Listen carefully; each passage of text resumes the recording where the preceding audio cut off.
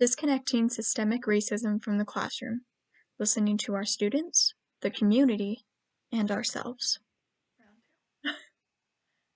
Uh,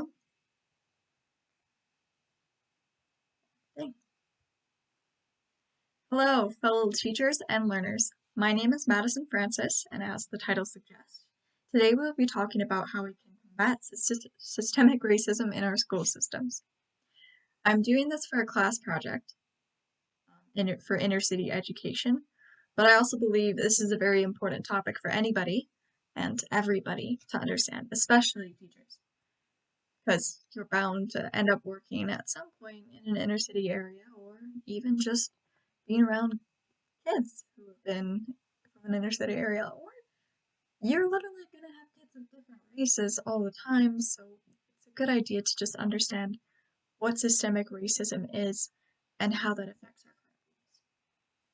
So we are the role models in our classroom to all our students, so it's important to educate ourselves on this subject so that we can provide an education which allows all students equal opportunities and hopefully creates a better society for the next generation and generations so on.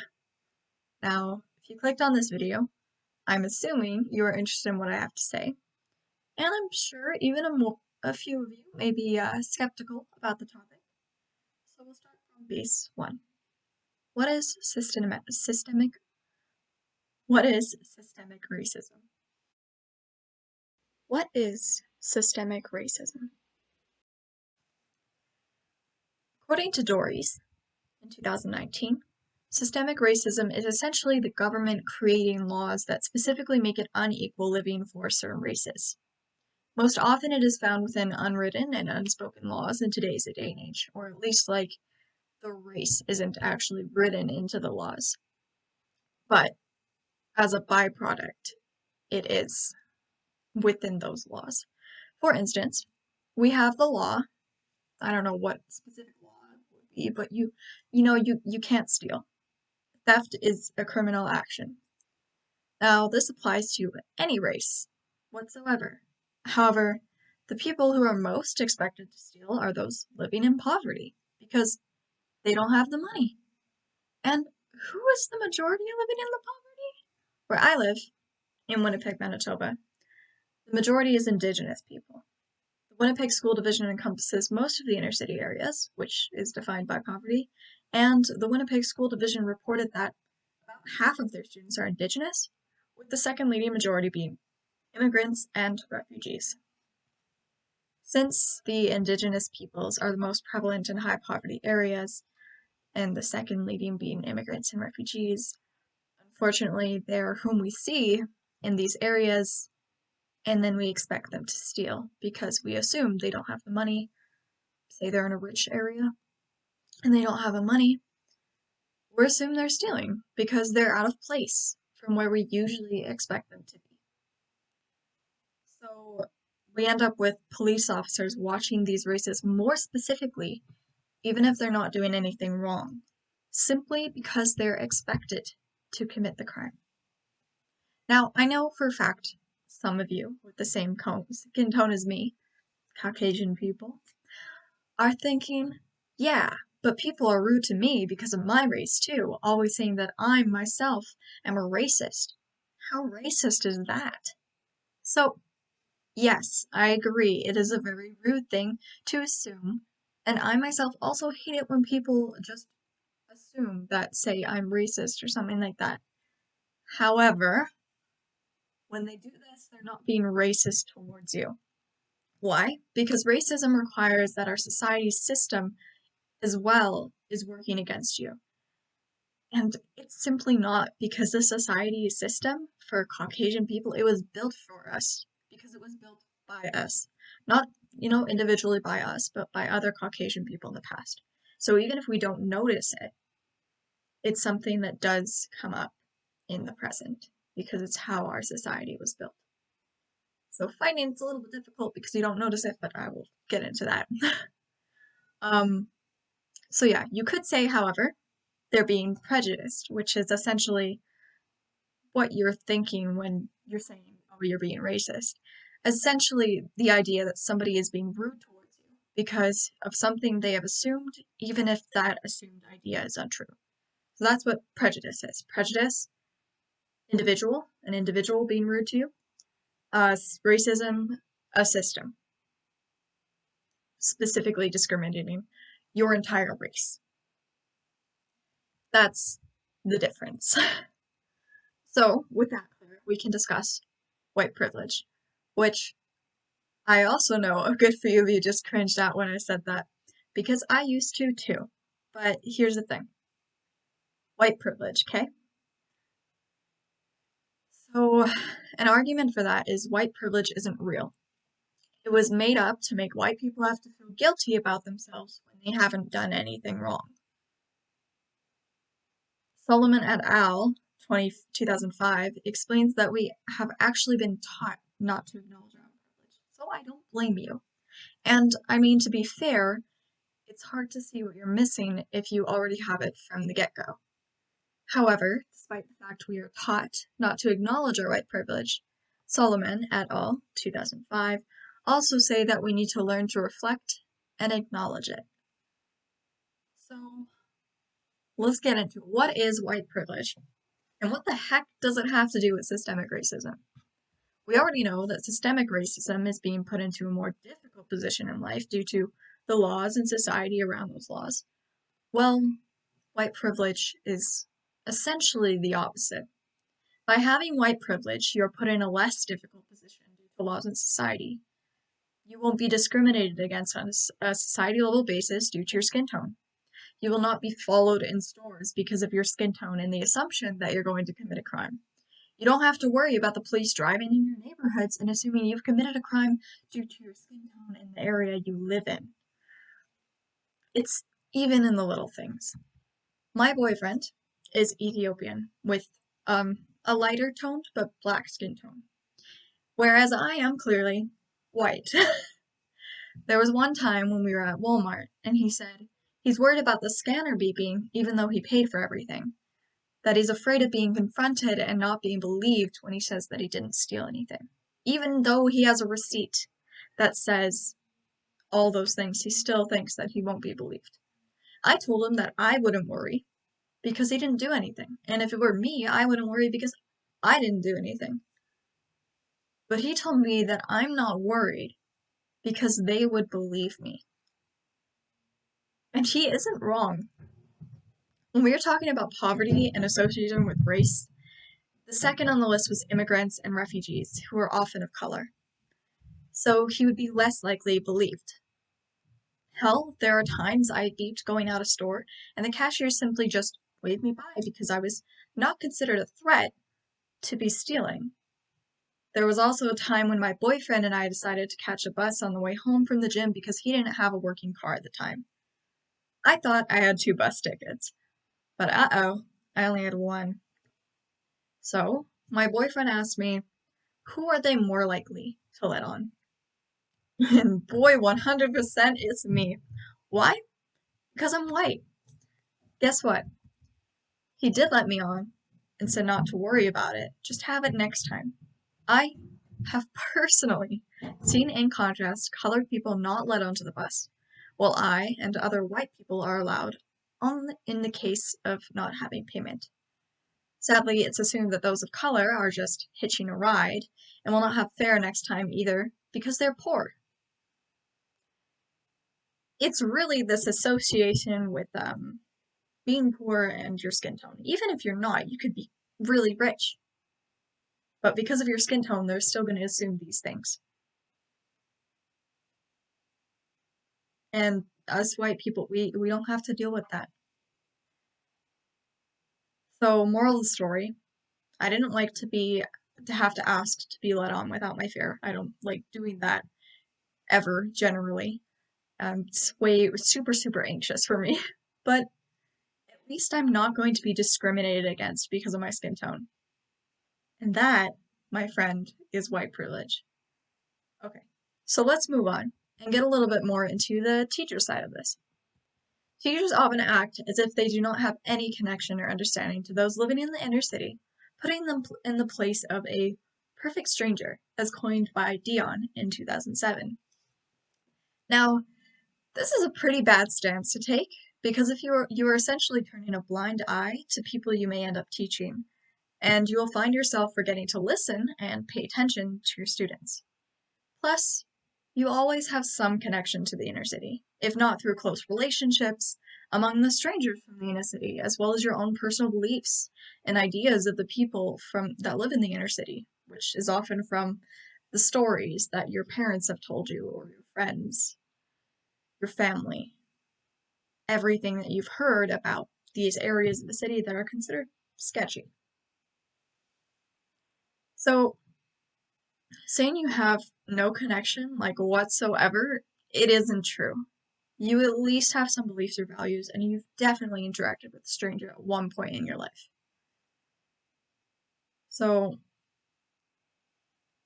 instead, you've just been ignoring this connection, thus making you seem perfectly detached from the problem, hence the perfect stranger. In reality, by ignoring your relationships and not reflecting on them, you may be bringing subconscious biases into your classroom, which is something you definitely don't want as a teacher, considering our goal is to provide equal opportunity for all of our students to succeed. So, we need to acknowledge our beliefs, and in addition, we also need to acknowledge the other. Kumashiro, in 2000, defines the other as anybody other than yourself and what you identify as, and for his purposes, specifically those in the minority. We want our students to succeed, and to do so, we must meet their individual needs. And we can only do that by listening to them, by listening to the other. Why and how does systemic racism affect our school systems? So I've touched on this a little bit already, but I figured it would be a good idea to explain it once again, just to really make it clear. Due to the cycle of systemic racism and how it affects different races due to various laws and societal constructions, we unfortunately do see systemic racism occurring in our schools.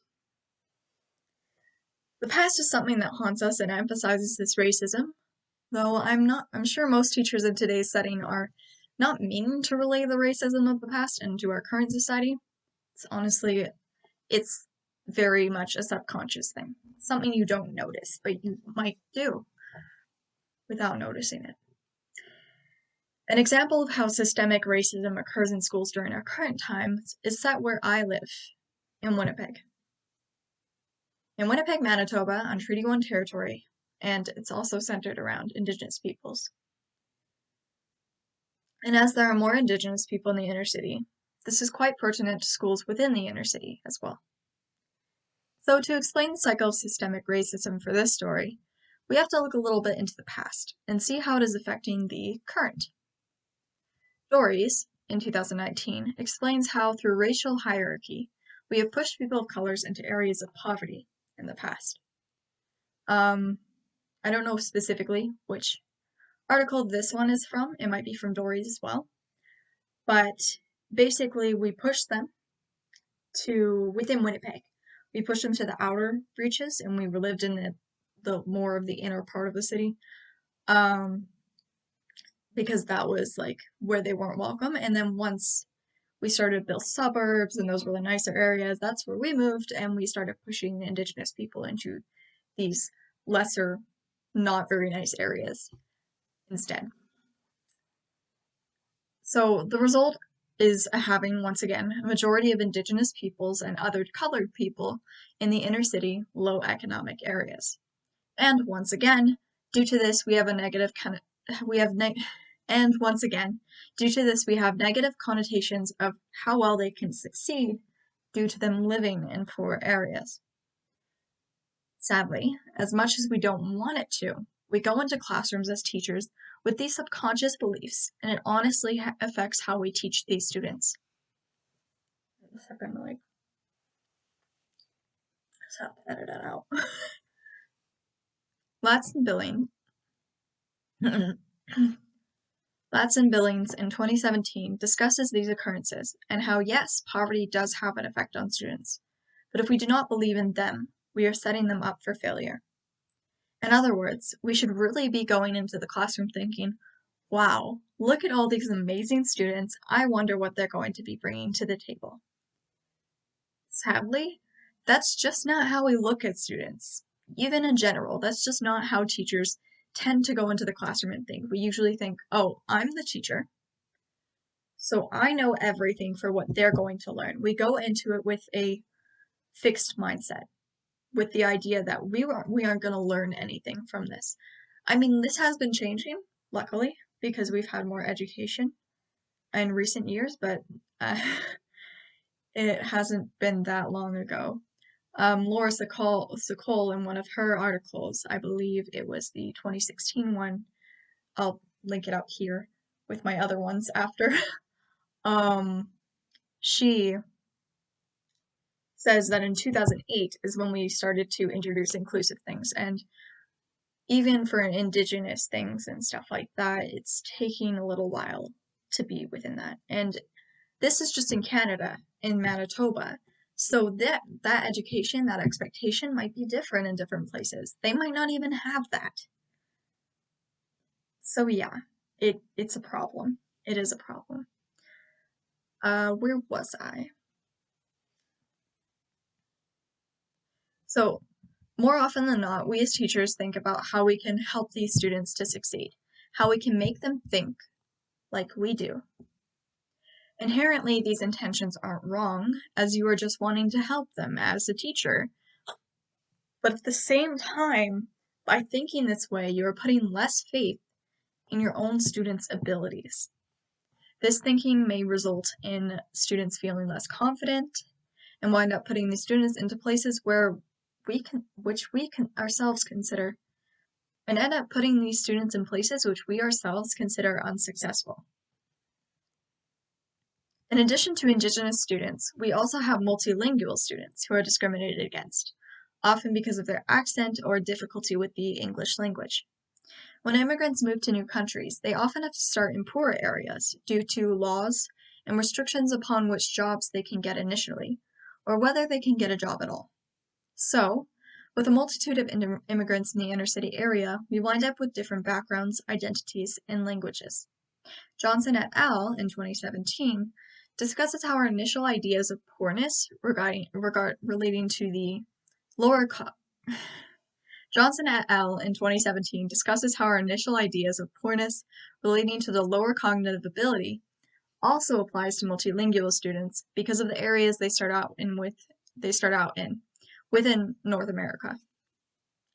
He also points out that because of this, we consider those with an accent or limited English to not be as smart as peers who have better English skills or don't have an accent.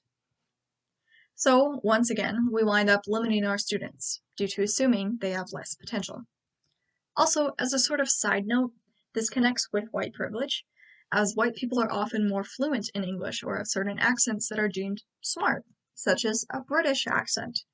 Thus, the white students will be pushed to be better with the expectation that they can be better, while their colored peers are set up for failure. Finally, there's the issue of a disconnection with parents in the inner city specifically. This is because we as teachers expect them to have access to technology and time to talk about their children's progress in education. However, as most residents living in the inner city are also living in poverty, there may be some that don't have access to technology, and also maybe some who need to work more often at lower paid jobs because that's what's accessible to them. However, because us teachers just put expectations on parents for having these resources or time, we begin to assume that parents simply don't care about their children's education.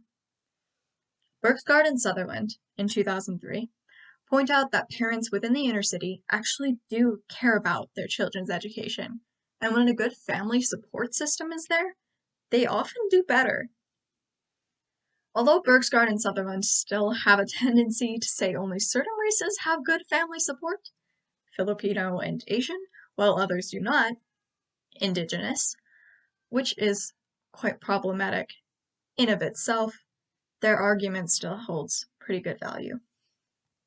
To consider that families are important when it comes to education, because they are. So out of all the three problems I outlined, assuming that parents don't value their children's education, multilingual students with an accent considered lesser than those without, and that Indigenous peoples and other inner city populations are less intelligent due to their economic background, are all not true. So what is true? Well, the inner city population is extremely diverse and rich in all the different backgrounds, religions, identities, beliefs, and races of the people living there. And also, they're trying their best with what they have in a system that looks down on them and works against them for their success. Our job as teachers is to restructure this system so it doesn't work against these students. To create a new, inviting environment for inner city students, we are going to also have to deconstruct systemic racism, the whole point of this video, which is ingrained within our schools. How do we combat systemic racism in our school systems? Well, there's a multitude of ways to combat systemic racism within our school system as teachers. We can increase our parental engagement and get involved in the community. Bergsgaard and Sutherland in 2003 identified that getting involved with the community is excellent for improving families' involvement with their children's education, and also that most events work best when made in collaboration between the community and the school.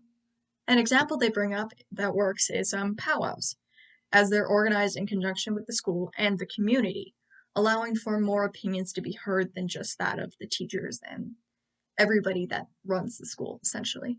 We're hearing more of the others' opinion instead of just white Eurocentric opinions. Parents appreciate when their ideas are taken into account, and this goes true for any parent, and it helps with their trust in you as a teacher. So make sure to reach out to your students' parents early on in the school year. Another thing that can be done to combat systemic racism and our inherent belief is to discuss the different identities in the classroom and describe each student's individualities as special and important. Have actual discussions with your students. Ask them where they come from, without the rude way. Ask them, what languages do you speak? What does this do for you in school? How does it aid you in school? Questions like that really get your students to try and understand the good qualities about them. Paint it in a good light so that they're more proud of themselves and excited to learn and excited to use these abilities. Honestly, it's really just a great motivator for your students. So it improves that confidence in your students, but it also allows you to learn more about them so you can be of more assistance to them in your teaching, understanding their needs and everything. And it can show you a whole new world of ideas that you might not have even considered before. While we're on the topic of whole new worlds, it would be good to try new things. While you're out in the community or at home preparing for your plans, try to learn different cultures and languages. Heck, listen and learn from your students for new plans you could create that relate more to your class. Like, for an example, say, Jimmy is really into art, and the other kids in the class seem to really like this art too. Maybe we should do our curriculum in social studies with a bit of a mix of art. It's really that simple. Just pay attention to your students and you can succeed at this. So try to stop thinking about what works best for you, and instead think, what will work best for my students? Finch and Reed, 2003, relay John's story in which she discovers that she must try and be herself with her students. And instead of acting like a teacher who knows everything, to go into the classroom with a more humble attitude, willing to learn from her students. This worked miraculously well for her. When she was putting on the act of being a teacher, none of the students in the class would even try to learn. In fact, they hated her as a teacher. And it's because she wasn't relating to them, and she wasn't listening to them. But as soon as she changed her way of doing things and began to be her own authentic self when she was about to give up, she saw improvements within her students' motivations and achievements. Everything turned around. Listening to your students is really important. I can't stress this enough. Building off of this, make sure to genuinely believe in your students. I've already discussed how assuming they are lesser will set them up for failure. So instead, as Ladson Billings in 2017 advocates, believe in your students. If you do so, it will once again improve confidence in your students and help them to work towards their own achievements. Set your students up for success instead of failure, simply by believing that they can. My final suggestion for combating systemic racism in our school system is the most important one as well. We need to take a moment to reflect and investigate our own beliefs. Solomon et al. In 2005 advocates for this idea and suggests that by confronting our own preconceived ideas, which may fit into the systemic racism scheme, it will help us to better understand ourselves and to be better teachers to our students.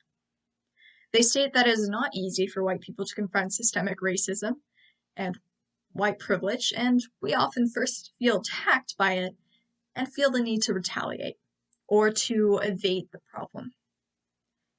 I think they're quite right when they say this, because that was also my first instinct. Despite this, it's something essential for us to do as teachers, so that we can overcome the concept that our ideas and thoughts are the only correct thoughts.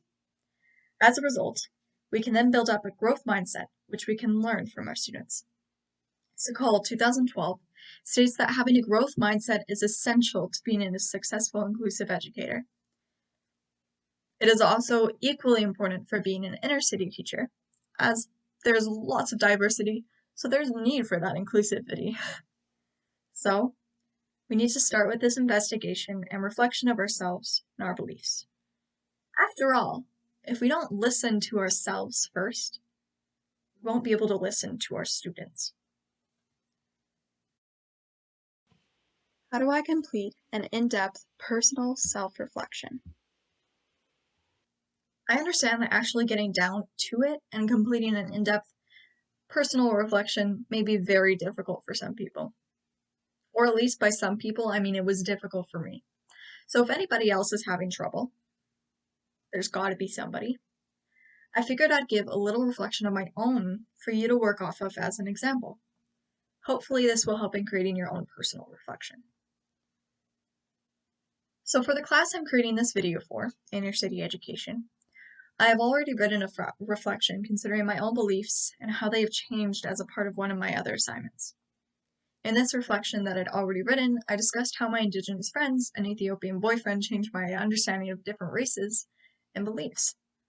I won't use any actual names in this video just for their personal privacy, but we'll still discuss the major points. So I have two Indigenous friends, and both of them have told me their own personal stories about their lives. One of them used to be a part of a gang, and he's in what I consider more of the shady neighborhoods, because this is what my parents have told me before.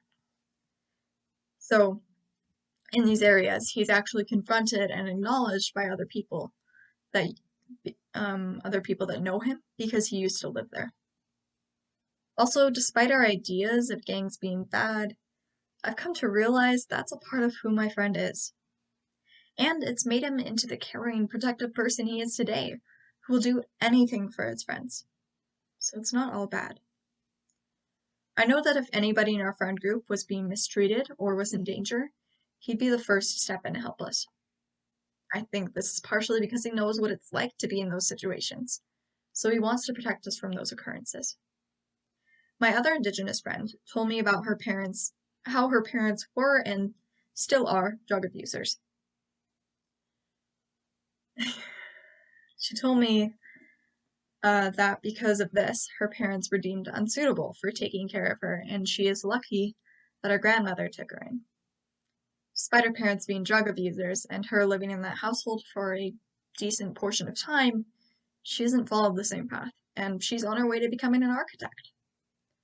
My Indigenous friends taught me that even though the past shapes who you are, it doesn't define who you are or who you're going to be. It might be a part of you, but it's not actually you. So then I have what I learned from my boyfriend. Well, my boyfriend and I were friends 3 years before we actually started dating, and within that time, I assumed I knew everything there is to know about him, including his beliefs, identity, and background. After all, he had told me stories about where he came from and what he thought of his family. But boy, oh boy, was I wrong. As we dated, I learned so many things about what he believes in, how he identifies, and things from his past that have shaped him, which I didn't know before. I got to know his family and learned about so many different customs that Ethiopian people hold, as well as the interesting food they eat. One of the customs that really struck me was the belief that public displays of affection were unnecessary and, in fact, even rude. As somebody who has always loved the idea of small public displays of affection, such as hand-holding, it's been difficult for me to adjust to this. And vice versa, it's been difficult for my boyfriend to adjust to the things I value, such as hand-holding in public. So we created this sort of unwritten agreement where I try not to be publicly affectionate while around his family, which I've gotten quite good at now after a year and a half into our relationship. But we can still have some public displays of affection in other settings, like at a mall or while on a walk. So there are many, many other stories about what I've learned about my boyfriend and his beliefs and culture, but I'll end it here so I get to the main point, because we'll be here all day if I keep talking. What I learned from my boyfriend is that there's always more to learn, and you can never truly know somebody else's full story. You also might not want to try and achieve that, because it's kind of impossible. You can't know everything because you haven't lived in their shoes. You haven't lived in their experience. You haven't felt the feelings they felt. The only person you can ever 100% know is yourself. Okay, so these are the relationships and new understandings I reflected on in my reflectional piece about 3 weeks ago. Now you would think, okay, great, we have a reflection done, I can move on and I don't have to go back to it, I am good for this, to beat the systemic racism. Yeah, that's not actually true. So you're always learning more. And because of that, your beliefs about the world will be constantly changing and evolving. Therefore, it's always good to go back and redo reflections or build upon them. For instance, though I already learned these things before class with my boyfriend and my Indigenous friends, I've also noticed that my views have begun to change a little bit because of this class. Just in 3 weeks. Or, I guess a little bit more than that. Pretty much like 3-ish weeks, kind of like that. For instance, when we read the first article in this course focusing on white privilege and how white people tend to find ways to avoid confronting this, I immediately felt the need to retaliate against it because I felt like I was being attacked because I was white. By the way, this reference will be in the corner somewhere. Here, I think, or here, I don't know. Let's see. Where was I? Okay, however, after I got over this little bit of being upset, which kind of leaked into class time a little bit, sorry, I took the time to watch additional videos on the subject and came to understand how white privilege and systemic racism are real, and I'm a part of the systemic racism, and I also have white privilege, but it's not my fault. I may benefit from it or enhance it subconsciously, but it's not my fault that is a thing. And it's not your fault either if you're watching this and you're thinking, oh, this is all bullshit. It's not. So, this thing, I learned to accept these terms and actually open myself up to learning about them, which I hope you will do too. I thought that I was already willing to learn before this. But the fact that my first instinct was to push this idea away shows that I was not completely there yet for actually listening and hearing the other's opinions. So with realizing this, I want to work on myself more and broaden myself to many different people's ideas with the true intent of trying to understand them rather than fighting against them, with the idea that my beliefs are the end all be all, the correct beliefs. It's gonna be hard, but I am trying my best. Another thing that I cannot stress enough, as much as it's like you have to listen to your students, you also have to listen to yourself before you're able to listen to others. You have to. This little blurb of what happened to me is proof of that. Sometimes you have to get through the feelings, the anger, and being upset about it before you can actually open yourself up to learning about something. And that's okay. As long as you're trying, that's okay. So as an educator, it's very important that we listen to our students so we can meet their needs and provide an education which allows them to be themselves and thrive. And I already said that. Probably cut that out. I hope this helped with understanding how to do an in-depth analysis. I didn't really add any sources in this little section except for that one that I have in the corner. But it's also convenient to and easier to address your own ideas if you work off of what other people are saying and tie that in with your life. Yeah, just another quick tip. Try and use some references and build off of that. Okay, think you'll be good. What are the post-reflection benefits? Moving on to the next section. So we've completed our reflections. Great. But what are reflections really going to do for us as educators? Well, first and foremost, of course you will come to understand not only what you think, but also why you think that way. That way you can be aware of your beliefs and more readily notice when something someone else is saying might affect what you're thinking. Additionally, it will help you to be your authentic self, which Finch and Reed, 2003, shows a good quality to have to aid in your ability as a teacher. As well, reflecting does help you have more of a growth mindset, which Sokol, 2012, advocates. It'll also lead you to you showing true hospitality, described by Kumashiro in 2000. What true hospitality really means is that when you work in a classroom with your students, every party is learning and listening from one another. It isn't one just telling them this is what's right, and they're regurgitating this information. You're learning from each other and building off from each other. And also, so basically, even though we are teachers, we are still learning from our students as well. Kumashiro 2000 also describes true hospitality as allowing the other within your classroom to truly live in their otherness, or in other words, be themselves.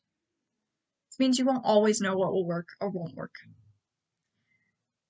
You won't be able to plan for what will come out of your experience, and sometimes somebody in class might be doing something that you think is wrong, but you have to take a step back for a moment and think, maybe this is how they are learning. Maybe this is them being in their otherness. Obviously, there's always a line that you draw when it comes to these kind of things, but you got to figure out what works for you and what works for your students and talk to them about it. Don't just decide what it is going to be on your own terms. Ask your students, what do you think we should do in this classroom? And consider their opinions. Try and write that into your rules. It's going to help a lot, honestly. So you just have to live in the moment and take it as it goes, being your authentic self and allowing your students to be authentic too. In doing so, as Kumashiro in 2000 suggests, you'll be able to create an education that changes students to society, thus truly combating systemic racism. And on a more current note, for your classroom itself, it will be an inviting, inclusive classroom which allows for different beliefs, cultures, races, languages, and identities to thrive, so that all of your students have equal opportunities. Where do I go from here? So I've told you everything I wanted to say in this video. I'm sure it was a bit of a long one. Definitely was for me. My throat's kind of sore. But if you made it this far, then I know you can make it through this last little request. I challenge you, the viewer, the audience, to do your own reflection. Take everything else learned from this video and work towards removing systemic racism in your own classroom. It will definitely not be easy, and it will most likely never be completed because, the whole systemic racism being a cycle and everything. But we want a better world for our students and to hopefully disconnect systemic racism from our classrooms and eventually the school system. It's definitely worth trying. All right, so that's a wrap. If you're interested in learning more about this topic, I'll have all the references I listed in this video right after this that are in their actual full-length APA format citations, so you can go and look into this and maybe do a bit more of your own research and readings and all that. If one of them popped out to you and interested you, take a look by all means. I hope you enjoyed, and please let me know about your own thoughts on systemic racism and education in the comments below. I wish you all the best of luck in furthering your own education, understandings, and beliefs. Ta-ta!